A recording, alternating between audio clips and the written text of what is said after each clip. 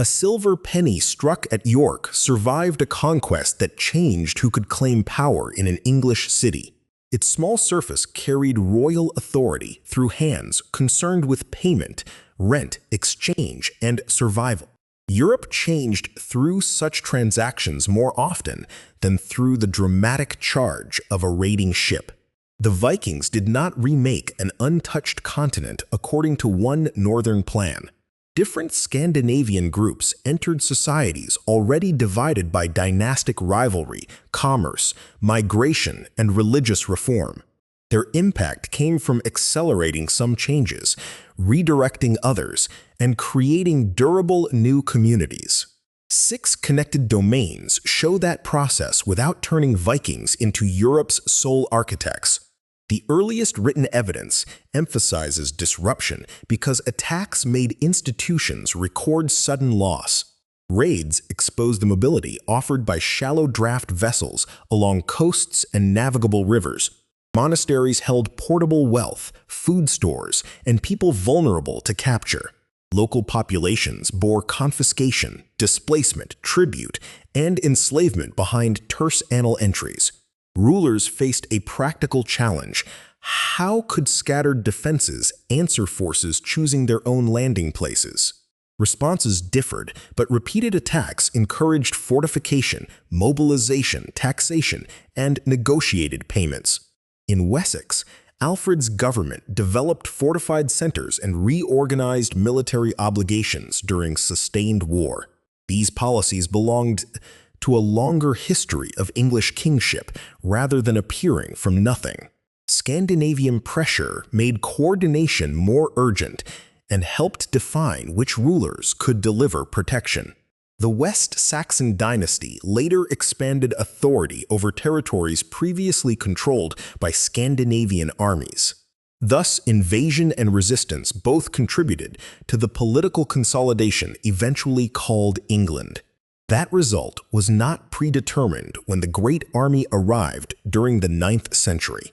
Competing English kingdoms, Scandinavian leaders, and local elites repeatedly changed alliances and ambitions. Areas under Scandinavian rule developed varied arrangements rather than one standardized Danelaw government. Law codes and treaties reveal negotiation, but later maps can make their boundaries seem more fixed than evidence permits. Permanent settlement added social consequences that outlasted campaigning and conquest. Place names containing Scandinavian linguistic elements cluster heavily in parts of northern and eastern England. Borrowed words entered English through prolonged contact among speakers living and working together. Language change cannot identify the ancestry of every individual who used a particular word. It does demonstrate intimacy beyond occasional raiding, including households, markets, fields, and legal assemblies. The descendants of migrants became participants in local society while preserving selected distinctions. York's coin returns here because its designs and inscriptions joined new rulers to recognizable monetary practice. Scandinavian authority adapted an existing city rather than replacing its economy with a northern copy. Craft production, trade, and regional exchange helped York prosper under changing regimes. The city connected the Irish Sea, North Sea, and English hinterland through many intermediaries.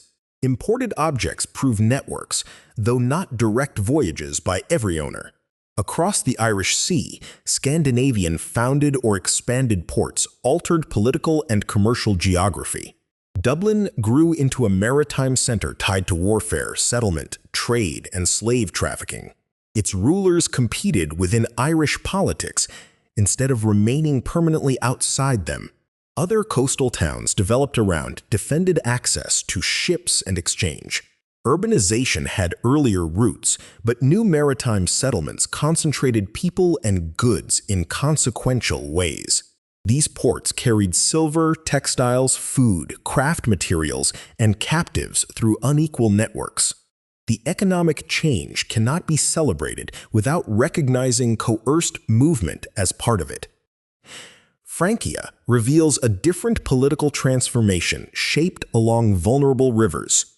Raiding fleets exploited rivers and Carolingian divisions during the 9th century. Payments and negotiated settlements attempted to manage threats that military action did not consistently remove. In the early 10th century, Charles the Simple reached an agreement with Rollo.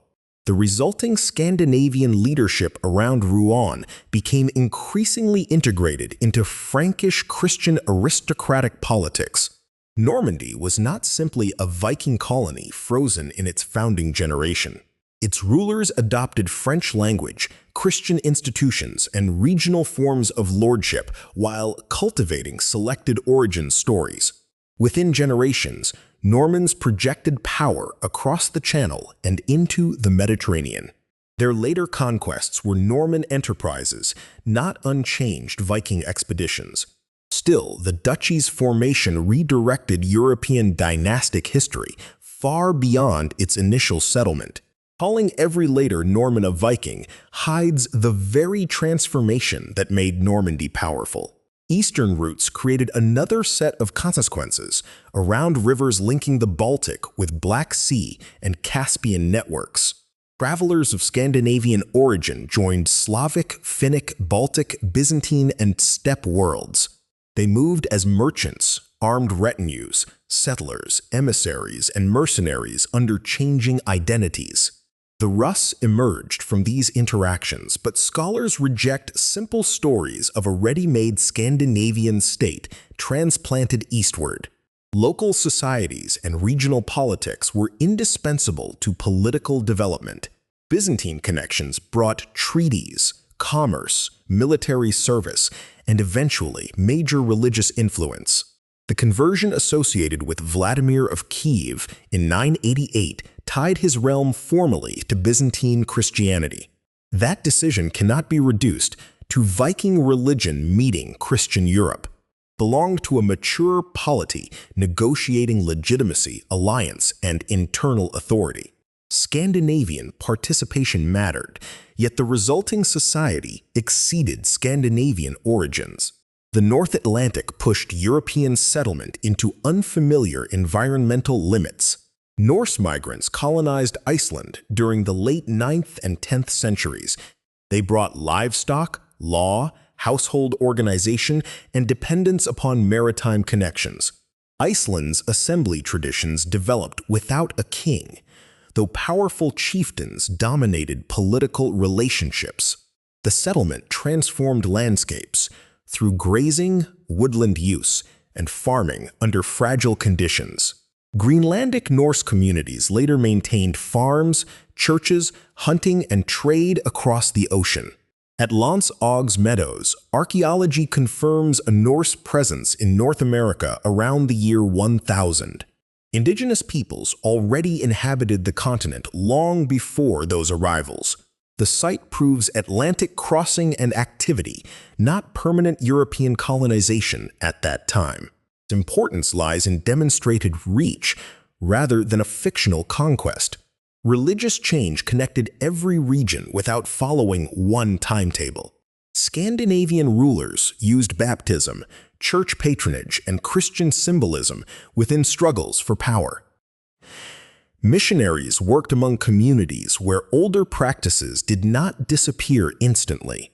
Burial customs and amulets suggest overlapping identities, although meanings remain context-dependent. Conversion integrated northern kingdoms more deeply into Latin Christian institutions and diplomatic norms. Bishops, churches, writing, and royal ideology altered governance as well as worship. Yet Christianity was already expanding through Europe, and Scandinavians became participants in that broader transformation. They changed Europe partly by allowing European institutions to change them. Later medieval writers turned these regional developments into cleaner origin stories. English royal history made Scandinavian conquest a stage in national unification. Norman chroniclers fashioned Rollo into a suitable dynastic founder. Icelandic sagas transformed settlement memories into artful narratives composed centuries after many events. Modern nationalism then recruited Vikings as ancestors of enterprise, liberty, conquest, or racial identity. These interpretations magnified agency until northern newcomers appeared responsible for European modernity itself. The silver penny challenges that heroic scale through ordinary circulation. Its authority depended on dyes, metal supply, market trust, and people accepting payment under a new regime. Change lasted when institutions and households incorporated it, not merely when an army won. Some regions experienced severe destruction without enduring Scandinavian settlement. Others absorbed migrants whose descendants became linguistically and politically local. Political consolidation, maritime towns, eastern state formation, Atlantic settlement, and conversion followed distinct causal paths. Secure evidence shows repeated Scandinavian intervention in Europe's wars, economies, settlements, and ruling systems. It also shows that local partners, opponents, environments, and institutions determined what endured. The precise demographic scale of migration remains uncertain in many regions because evidence answers different questions imperfectly. Place names, objects, texts, isotopes, and genetics cannot each translate directly into population totals. What is known matters more than a single impossible number. Vikings changed Europe by entering existing networks and forcing new decisions within them. European societies answered with defense, alliance, incorporation, resistance, and selective memory. The resulting communities were neither purely Scandinavian nor unchanged versions of what came before. That York penny records the real scale of transformation, foreign conquest becoming local government through countless daily exchanges.